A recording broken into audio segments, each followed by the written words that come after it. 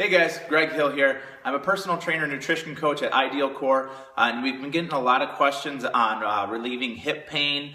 A lot of people have been talking about sciatica, pain traveling down the leg. I wanted to show you a couple different mobility movements. First and foremost, if you do have pain, if you have sciatica pain, see your doctor, see a physical therapist, make sure that you see someone that can help out in a long-term solution. These are going to be a couple quick fixes that we sometimes do with our clients. So first things first, we want to make sure that we have good hip control. So I'm just using a stability ball first off. And again, we're going to learn how to control our hips. We're going to sit up nice and tall and just push our hips out to the back and tuck them under. So again, push back, tuck under. So we're really cueing our body in order to control that hip. A lot of times back pain or sciatica pain will happen because we have a hard time moving those hips. Second piece, we're just going to add a little bit of weight bearing to it. So I'm going to hit into a 4-point stance, my knees underneath my hips, my hands underneath my shoulders.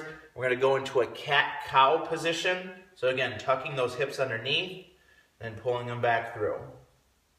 Tucking underneath, pulling back through. And again, you want to just try to increase that range of motion. Just starting off, you might just be able to only get just a little movement in those hips. Big thing is that we don't want it to come in from the shoulders. It's all coming in from that hip rotation. Okay, some stretches that we can do. One of my favorites is couch stretch. So again, I'm just going to start off with a ledge right out to the back. I'm going to try to get that knee underneath me. And now that I have that hip control, I'm going to try to stack my hips underneath. So again, my natural posture is a little bit back. I'm going to try to pull those hips underneath me, keeping my body nice and tall. And I'm just going to shift my entire weight back.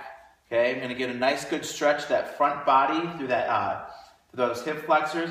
I can even reach up and over and across. Again, if it feels good, if you're getting a nice little stretch and release, rock and roll. Okay, what we're going to do is we're going to do 10 times. We're going to pulse back, keeping the body nice and tall. Stretch out, and if you feel like you lose your hips, just readjust to that front. Again, keep them tucked, push back, and through. Okay, another one we can do is Frogger.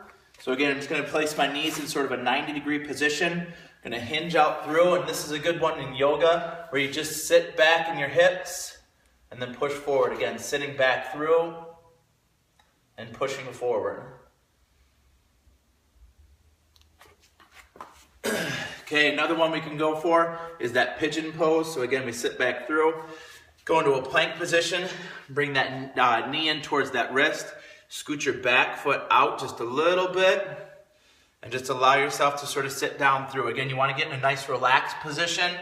If you need to, you can grab a pillow to keep the body a little bit more elevated and a little bit more support underneath. Or you can put a yoga block or a pillow underneath that back hip. Again, you want to get to that point where you can just let the body relax down into that movement and just sort of hang out here for 30, 45 seconds or so. If you got the time, rock and roll for about 2 minutes. Okay, now that we've done some deactivation stuff, we want to start to activate those muscles into proper recruitment and movement. Okay, so we're just going to go with a traditional deadlift. You can use a grocery bag. You can use any weight that you have at your house. Big thing is that we want to try to hinge over at that hip. Again, we want to keep that control. Hips point up towards the shoulders. Going to reach down through, keeping the back nice and straight. Driving the feet down through the floor and full extension in through the hip. Again, it's not my shoulders coming back. It's my hips fully opening up. Again, hinge back down, keeping that back strong and straight.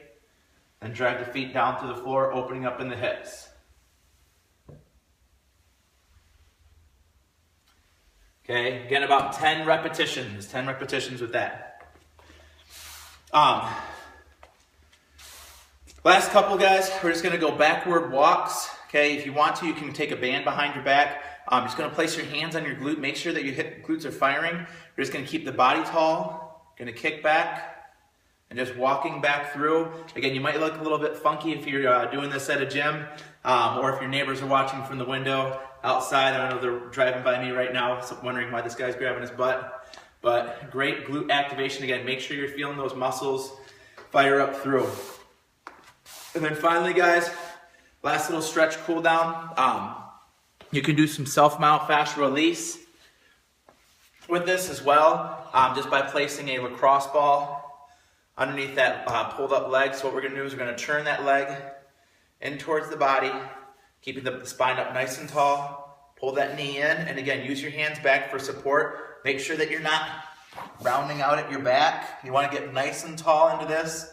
That's gonna get right nice deep into that glute. Again, about a minute, 2 minutes after your exercise, you'll be rocking and rolling.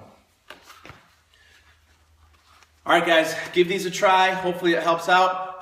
Comment below and let us know how it feels.